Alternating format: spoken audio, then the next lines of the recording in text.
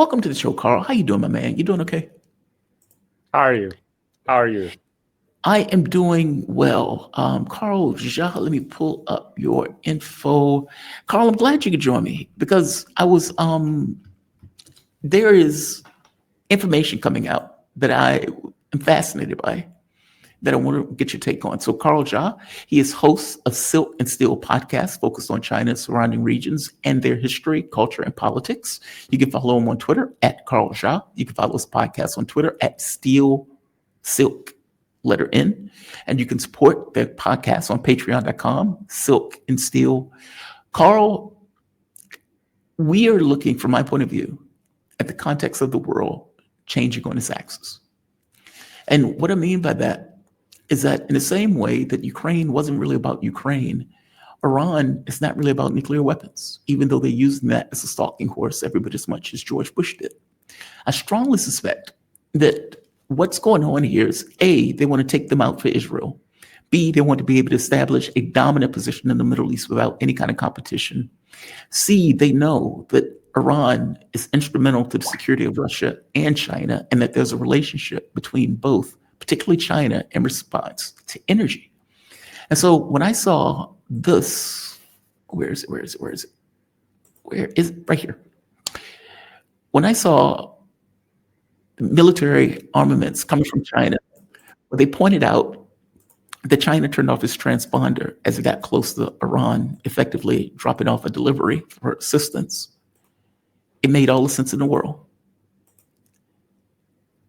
Iran is instrumental to China's energy security. It's a country of 1.3 billion people. And under no circumstances would it be in China's best interest for Iran to fall. And that is also true for Russia. Am I getting this right?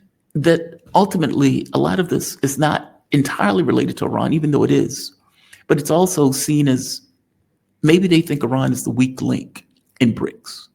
And that because it hinges on both China and Russia, that if you can take it out, you can diminish both countries, effectively allowing you to pick off one at a time. Give me your take on that. What are your thoughts? Well, China obviously do not want Iran to fail. The same way China does not want Russia to fail. As a result of Western sanction during the Ukraine conflict.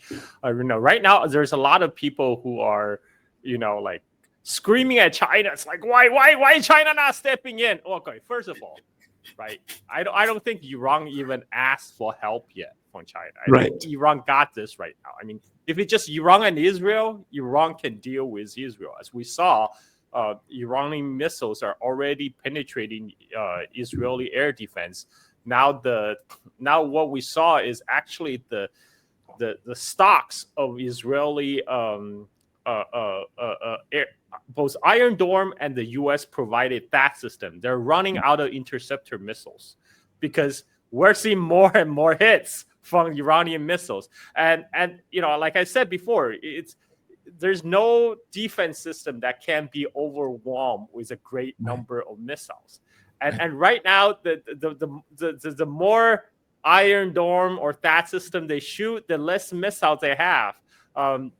United States already have a supply problem. They have, they have deployed a lot of these air defense systems first to Ukraine, and now and according to our Secretary of Defense Pete Hegseth, they actually have to divert some of the system to Israel. Because the U.S. just does not have the same industrial capacity to have the material to wage a two-front war.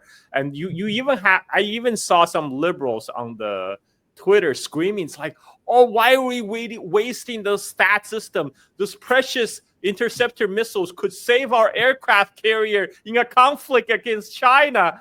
I'm like, okay, dude, you totally missed the point. If those THAAD missiles could not stop the Iranian missiles, guess what?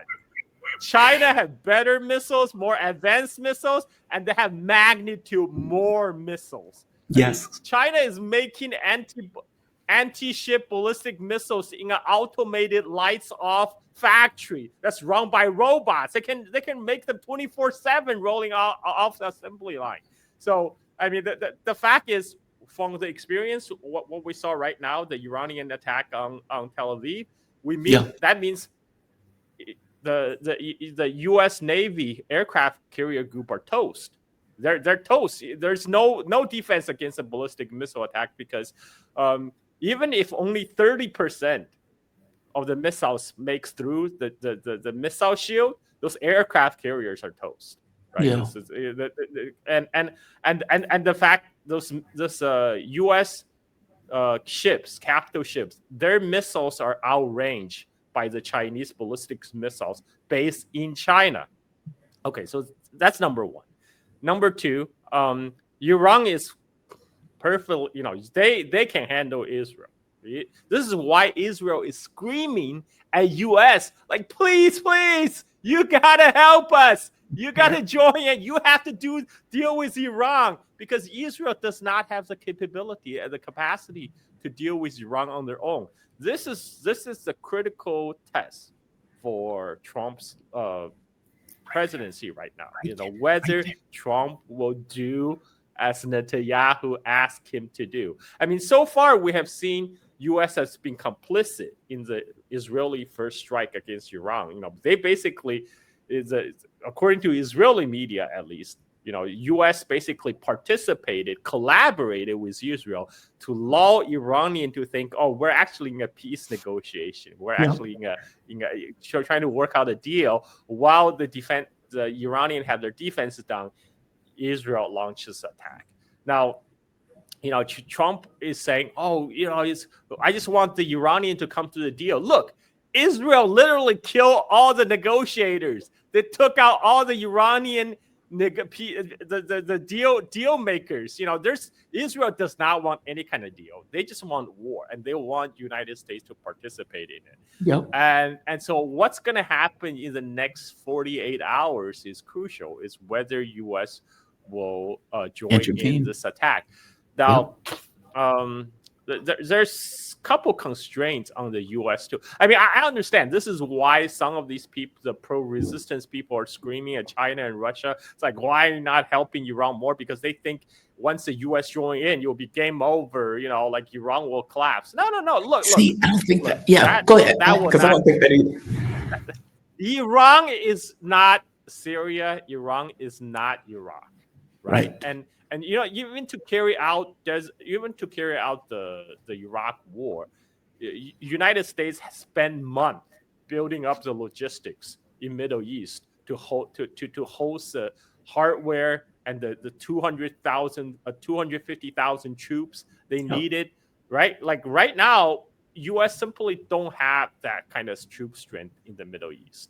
Right. And what they do have, they just send a 50-year-old Nimitz aircraft carrier to Persian Gulf. The aircraft carrier was literally due to retire next year, right? I mean, that aircraft carrier is older than me, and I'm almost 49. Okay, I'm almost 49. That aircraft carrier is older than me, and I don't know what they think they were gonna accomplish because they had so much problem with dealing with Houthis in Yemen. And this is why a lot of people think maybe they're send this old to be scrapped aircraft carrier to stage some kind of false flag attack like the Gulf of Tonkin #2. Gulf of for the people who are younger in your audience, Gulf of Tonkin is a false flag attack this stage in the Gulf of Tonkin in South China Sea and blame it on the North Vietnamese. That was a cause for U.S. full participation in the Vietnam War. I mean, that is a real possibility. I'm sorry if you're one of the sailors right now on Nimitz. I mean, hopes and prayers. I know. But right now you are literally being sent as a tripwire, right? As a tripwire to trigger for a condition for U.S. entry into the Middle Eastern war. And right now, there's a lot of uncertainty, but what I want to emphasize that Iran is actually a regional power in the Middle East. This is why Netanyahu wants so desperately to take out Iran. And Iran, they have a very right now the Iranian people are rallying around the flag right now. You have Iranian liberals on the street I literally saw. demanding their government to go nuclear, to have Yes. nukes. I saw that. Because that's A woman with no hijab or anything, hair just out, just flipping out. Yep. exactly the same type of women normally will be weaponized by these regime change ops in the West, saying, "Oh, we need to help Iranian women to achieve Right. freedom." And she is out there with hair flowing and saying, "We gotta have nukes. We We need a gotta have bomb. nukes. We need a We, bomb. we need the bombs Oh, to defend ourselves." yep. And I think that's a logical conclusion right now. I mean, none of the, I mean, we know all these scripts. They're trying to run the Iraq war script on us right now. You know, you have reports on Fox News says, "Oh, Iranian have nuclear weapons. We cannot have Iran to have nuclear weapon." Like, look, Israel has been saying this for like 30 years. Like, Iran is only like few months away from having nuclear weapons. They said that in 1995, Yep. and we have Director of National Intelligence Tulsi Gabbard testify just recently in front of Congress. She said Iran doesn't have a nuclear weapon and they're not building a nuclear program at the moment, right? And but now I just saw a tweet from Trump. He said, "Oh, I don't care what she said. Yep. Iran just cannot have nuclear weapons." I mean, it looks like maybe Trump made up his mind. The one thing, you know, there's seemed to be a split among the MAGA supporters, right? Because a lot of them genuinely don't want United States to get involved in another Middle Eastern war. I mean, this is actually, I think this cross the board very unpopular idea to get into another Mhm. Middle Eastern war. But one thing we also have to keep in mind is that Trump is on his second term, so he doesn't give a shit. That's He right. doesn't. He's not worrying about That's right. running for re-election, right? I mean, he's almost what? He's 79, right? Like almost 80 years old. And this guy, this is it. This is him. He can do whatever he wants. He's not worried about you know, leaving I don't even think he worry about leaving a legacy at this moment. You know, but so we'll actually have to see what's going to happen in the next 24 48 hours. But like I said, logistically right now, logistically speaking, United States does not have the wherewithal to commit to a full war against Iran. They may launch bombings, you know, Right. bombings, but bombings is not going to bring the regime change in Iran. They're already being bombed by Israel, and the Iranian people are very resilient. They have suffered like decades under sanctions, and right now, if anything, the Iranian people they're very patriotic people. They will rally around the flag. So Mhm. without the ground troops, without ground invasion, there's no possibility of a regime change in Iran. So, you know, all these people saying, "Oh, why is China and Russia not stepping in?" Look. This is a case. There's a Chinese idiom called you know, when it comes to betting the concubine, the eunuchs are getting more impatient than the emperor. You know, it's like, look, Iran hasn't even asked for help yet. You know, Iran hasn't even officially asked help from China Yeah. or Russia. They got this. And so far they got this, right? I mean, if I U.S. agree with you. formally enters the war, it might change the relationship a little bit, Yeah. but there's still things China could do without fully, you know, be a direct participant in the war. You know, one way China supported Russia through the Ukraine conflict is keeping the trade line open. You know, Yep. Russia, you know, everything Russia needed, you know, they could get sourced from Yeah. China, like all Yep.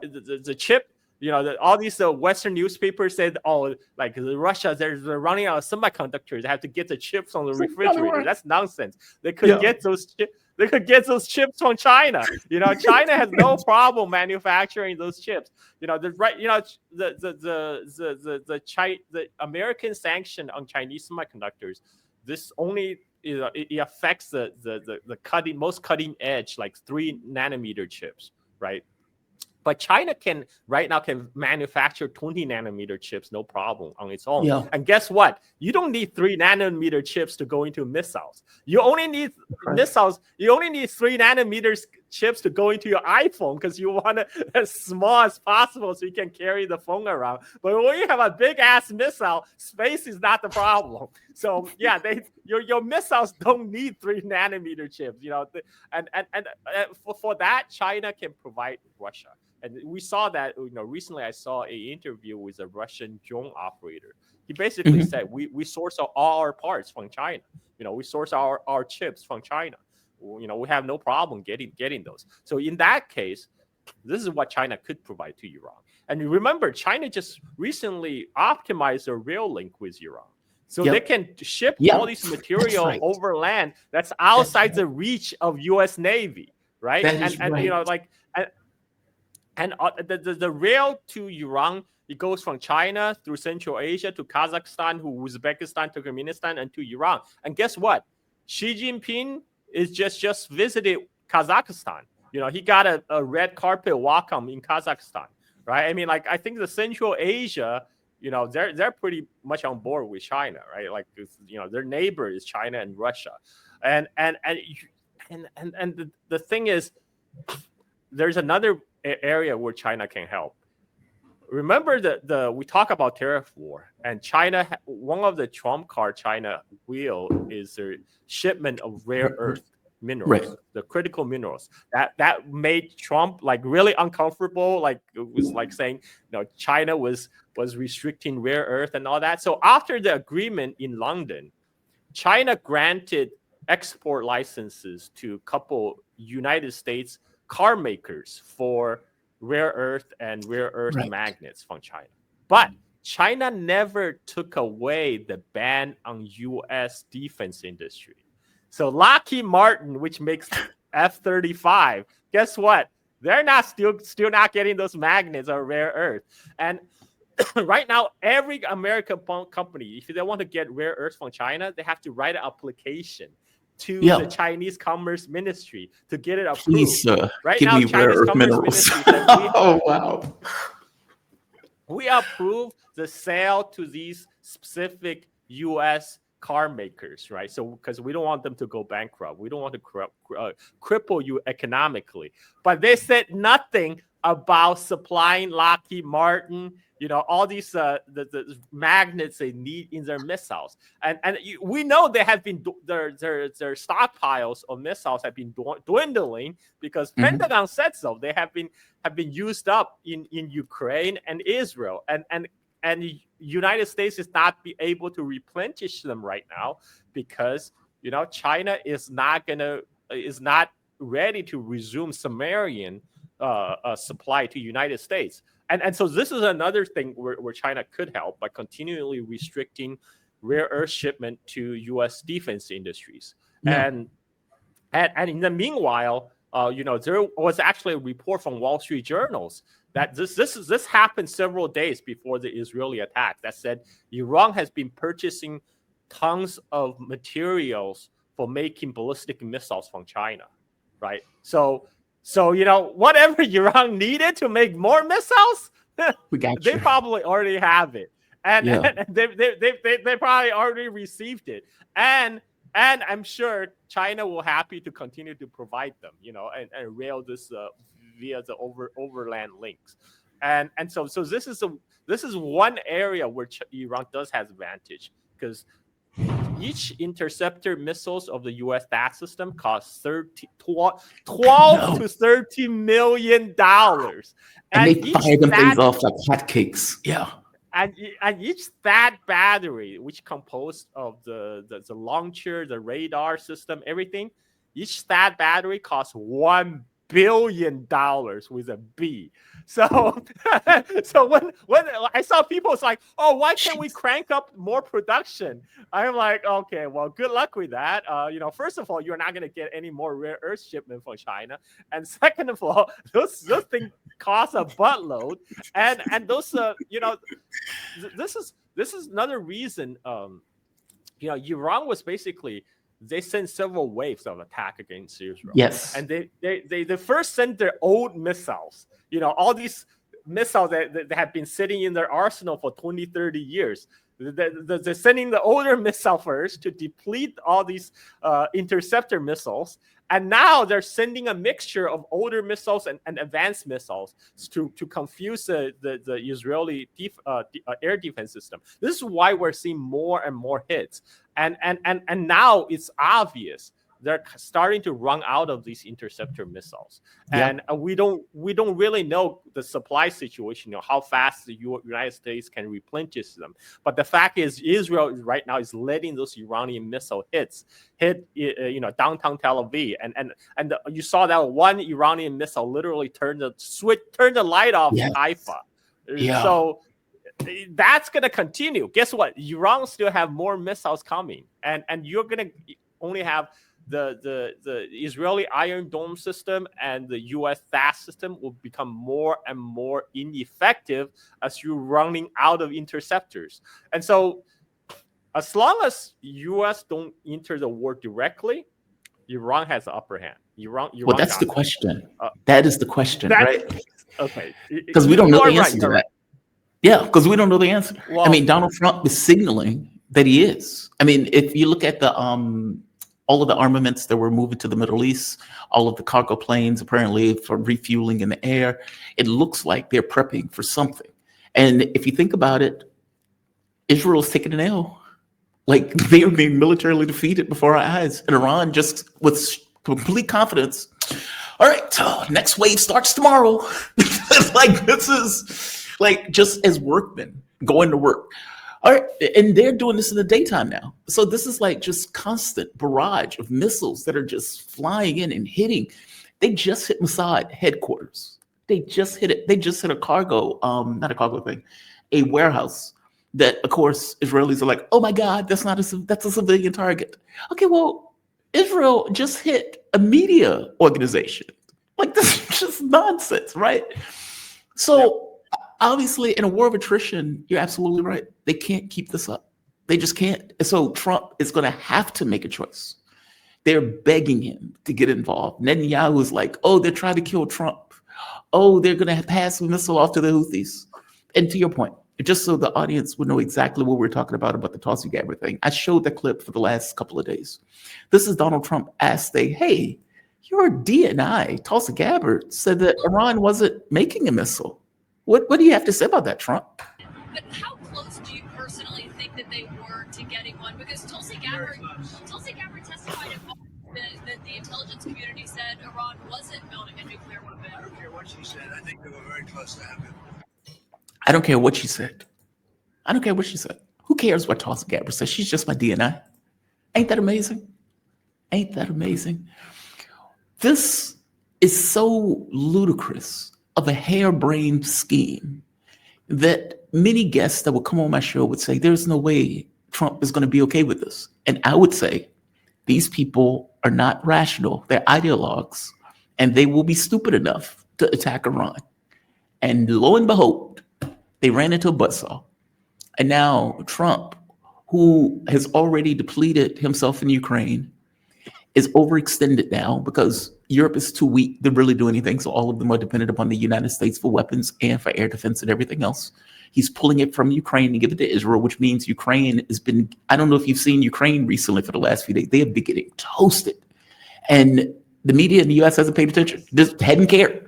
Like the buildings are just getting hit over and over again. Zelensky has been screaming at the top of his lungs and nobody cared. And now they're running out. And they will still want to pivot to China. Still want to pivot to China. By the way, I'm not one of those people that was screaming, oh my God, why isn't China getting involved? I just want to point that out. I did. When I saw the cargo ship coming in, I was like, oh, China's involved. China's involved.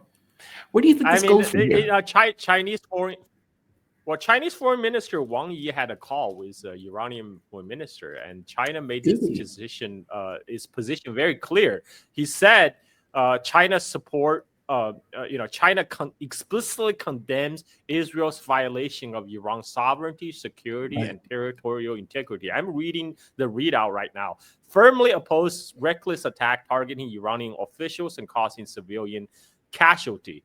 China supports Iran in safeguarding its national sovereignty, defending its legitimate rights and interests, and ensuring the safety of its people. Israel's actions seriously violate the purpose and principle of United Nations Charter and basic norms governing international relations. In particular, Israel's attack on Iran's nuclear facility has set a dangerous precedent with potential catastrophic consequences. China supports international community in upholding justice, speaking out as soon as possible. China also urged countries that have influence over Israel to make concrete effort to restore peace. Well, that country, United States. One. That's just United States. Really. I mean, China would not want to see Iran fail. I mean, China gets 89% of Iranian oil sells to China. Right? Are you serious? Yes, that's a majority. Wow. And people are saying, oh yeah, this exists. Well, it's actually not existential for China. I do have to make that clear because that only makes up 16% of China's oil imports. Right, but China is getting those oil at a deep discount. China is getting very cheap oil from both Iran and Russia due to the Western sanctions. So obviously, it's not ideal for China to lose that energy source, even if China could easily replace them from elsewhere. And so China would do what needs to be done to support Iran economically, materially. I don't think China will directly get involved, just like they didn't directly get involved in the Ukraine conflict, right? Because there will be no need to. And about the U.S. Involvement, let's just remember, like I mentioned again, right now there's no logistically. It's simply we just simply don't have the troops right now to do a ground invasion, and if they just want to launch a couple of symbolic bombings, that's not going to make a difference. That's not going to make too much of a difference on the ground. You cannot do regime change by bombing. Iran is not like Libya, right? Where Libya they had power like the anti-government forces to overthrow Gaddafi. There's nothing like that in Iran right now. Right now, Iranian people are united. So without ground forces, the what U.S. attack will actually do is expose all the American bases in the Middle East. Guess what? All the American bases in Qatar, in UAE, they're all within the Iranian missile range, right? And Iran could easily shut down the Strait of Hormuz, which of course will send the oil price sky high, and that will be economically destabilizing. I mean, it's gonna add into inflation pressures for sure. And there's a lot of options on Iranian side. I mean, in fact, if U.S. do hit Iran, there's nothing holding Iran back to hit U.S. aircraft carrier groups in the region. There's nothing to hold back against Iran to hit those U.S. bases in the region. And the U.S. still have bases in Syria and Iraq. Guess what? That we're gonna see those bases in Syria and Iraq getting decimated. Iran, that is within Iran's capability. Now the question then becomes: would the United States wager, widen the scale of war? Involving putting more military asset and even possibly ground invasion. Of course, that would be a giant clusterfuck because this Iran is much more bigger and more powerful than Iraq ever was, and people are still old enough to remember Iraq.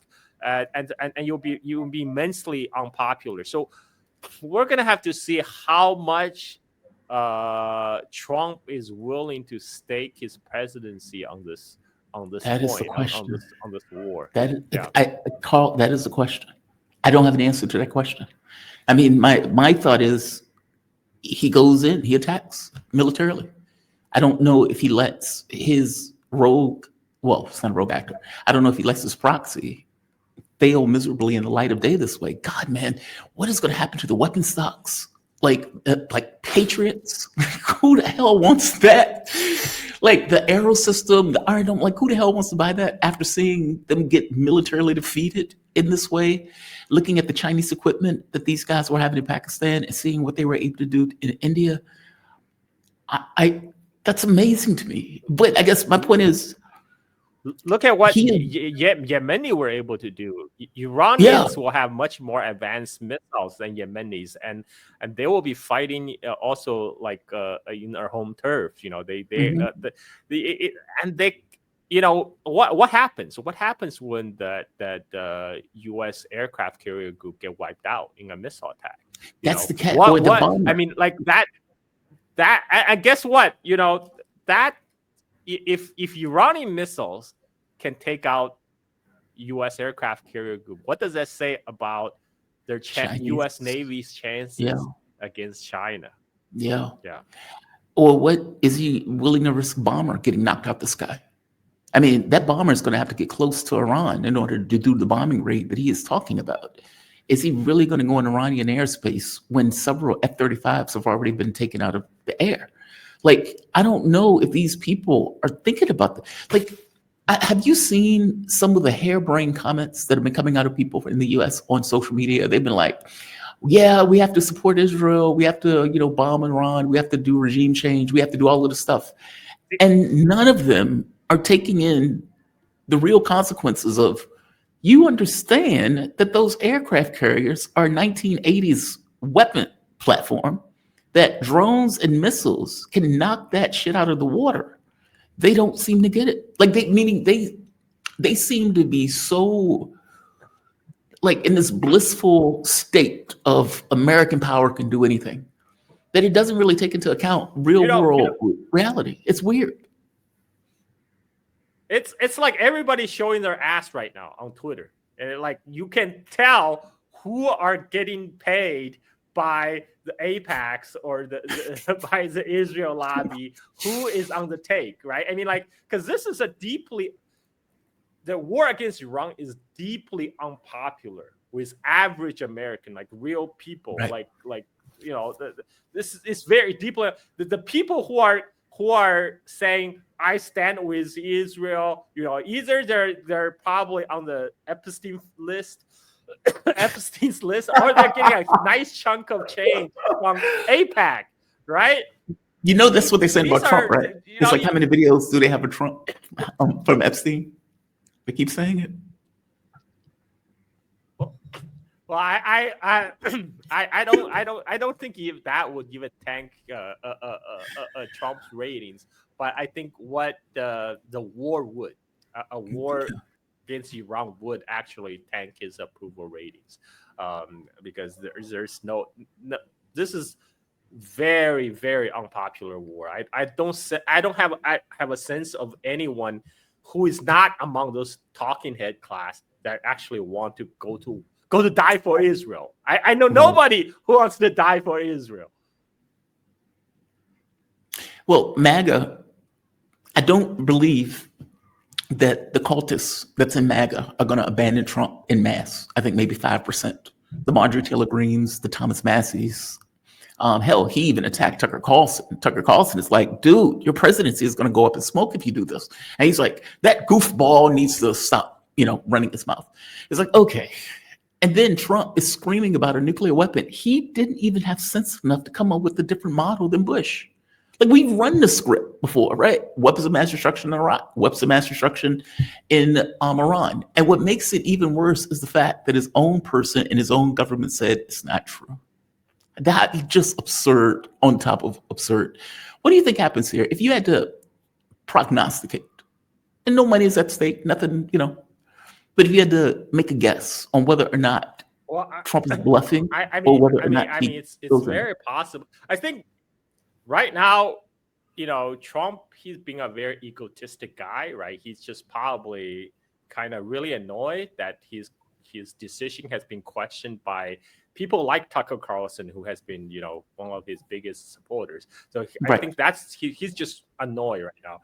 But whether he will authorize this war, I think what might happen if which is a big if he authorizes war, I think it's more likely to take in the form of symbolic bombings. There will be some missile launches from the U.S. Navy ship, and there will be maybe a couple bombing rounds, and maybe then Trump will call it victory. Say, look, I did this thing. I forced the Iran to come down. I saved the world once again. I saved Israel. I think that's a far more likely scenario. Carl, there's Trump no will such do thing as an something and imaginary then bombing run in this situation. I mean, if Iran, no, if he not gets imaginary bombing run. I mean, it was symbolic. Like he No, will, I'm sorry, launch I a misspoke. couple bombs. What I mean is, Iran is not going to sit there and let the U.S. take pop shots at it without responding. They're going to see they see this very seriously, and I think they have every right to. For one, they need to break Israel's back. There's that. Two, they can't allow the United States to effectively force them into some kind of negotiation under threat of bombings, which There's means no negotiation, Jamar. There's no negotiation. Israel already killed all the negotiators, so there will be no negotiation. according to Trump, right? And Trump is going to. Right now, what Iran has been doing so far is they're concentrating on hitting Israel, but not to the level that will immediately bring in United States. They're hitting Israel to putting Israel on notice, but they're not hitting it to the level that Israel's collapse is imminent. Because like that will definitely,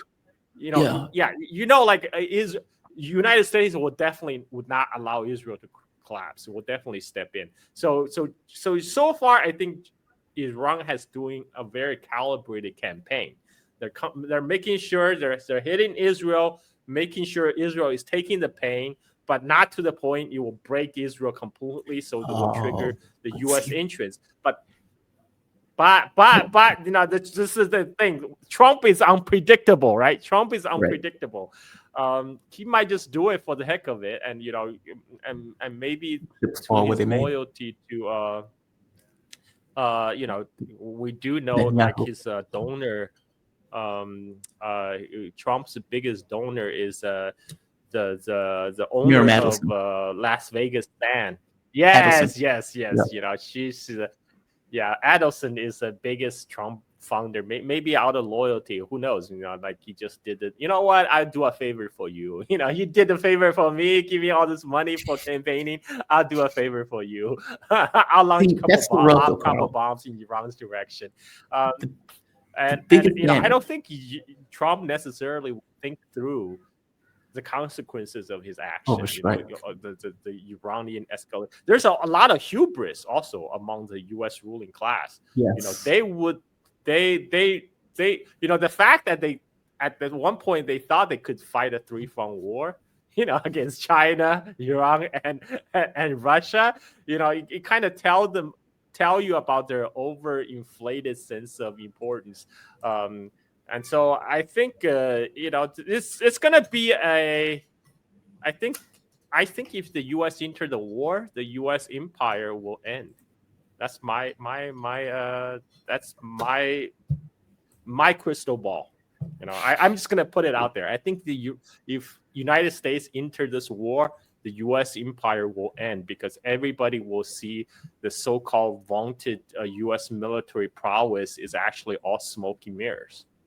The emperor has no clothes. I'll stand by that. I agree with you on this. I think we'll find out in the next 48 hours. Unfortunately. We'll find out in the next 48 hours. Unfortunately. Carl, my man, I always appreciate you. The audience loves you. We have a damn good crowd here today. And just so the audience would know, Carl Jha, he is host. Damn it. There we are. He is host of Silk and Steel podcasts focused on China and surrounding regions and their history, culture, and politics. You can find Carl on Twitter at Carl Jha. You can follow his podcast on Twitter at Steel Silk, the letter N. And you can subscribe and support their podcast on patreon.com, Silk and Steel. Definitely check them out, man. This is just a fraction of Carl's awesomeness. Great spot, man. I swear. And I think you're right. I can't say I disagree with pretty much anything that you said today. So thank you for this, Carl. You be safe, okay? Thank you. Have a good one.